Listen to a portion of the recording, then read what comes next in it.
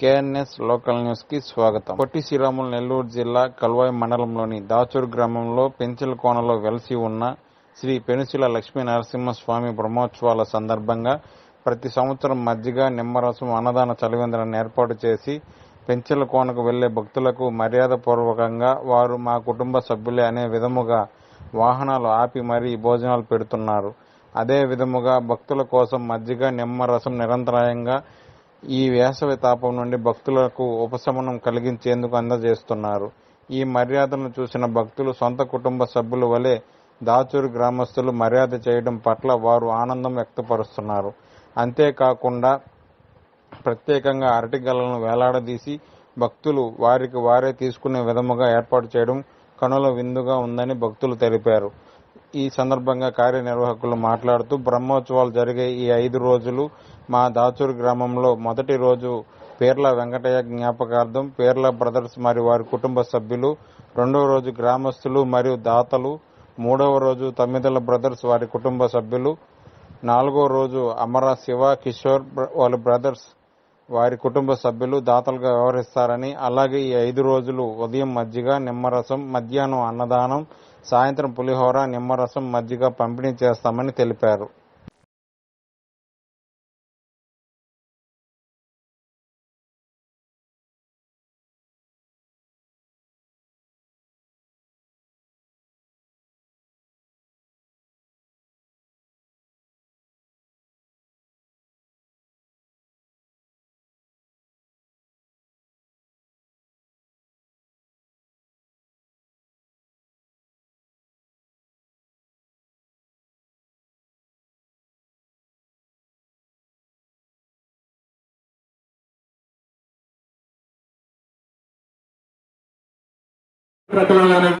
పోవాలా చిన్న వాళ్ళు ప్లేట్ తీసుకొట్టుకోండి వచ్చిన దగ్గర పడి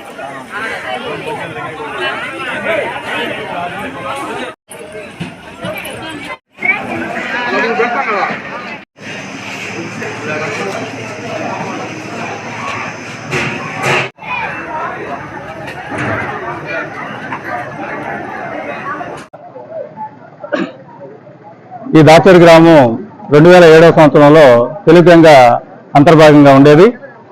అక్కడి నుంచి ఈ రిహాబిలిటేషన్ సెంటర్కి 2008లో మేము రావడం జరిగింది. పాతూరులో ఉన్నప్పుడు మా పూర్వీకులు ఈ ఎద్దల బండ్లతో పెంజలకోనకు పోయే వాళ్ళకి, తర్వాత నడిచిపోయే వాళ్ళకి మంచినీళ్లు మజ్జిగ సహకారం అందిస్తూ ఉండేవాళ్ళు. 2008లో మేము ఈ కొత్త దాచూరుకి వచ్చిన తర్వాత ఏదో విధంగా దీన్ని ప్రారంభించాలనే ఉద్దేశంతో ఆ రోజు మేము కూడా మంచినీళ్లతోనే ప్రారంభించాము. క్రమేణా ఇక్కడ ఒక చిన్న రచ్చ కట్టి నడిచిపోయే వాళ్ళకి వచ్చే వాళ్ళకి ఒక ఆశ్రమం కల్పిస్తూ ఉండేవాళ్ళం.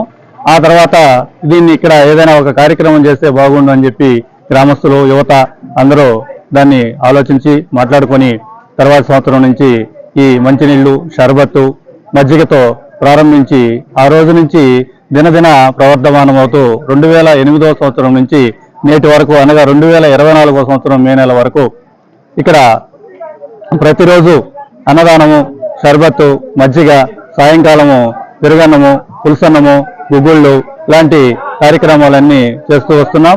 ఈ కార్యక్రమాలన్నీ కూడా మన గ్రామస్తులు, తర్వాత మన విరాళాలు అందించేటువంటి ప్రయాణికులు ఎవరైతే భక్తులు ఉన్నారో వీరందరూ కూడా మాకు విరివిగా విరాళాలు అందించి దూర ప్రాంతాల్లో ఉండేటువంటి వారు కూడా ఎవరికి ఫోన్ చేసినా వాళ్ళు విరాళాలు కానీ లేదా చక్కెర బస్తాలు కానీ బియ్యం బస్తాలు కానీ అన్నీ కూడా మనకి వారు అందజేస్తూ ఉన్నారు.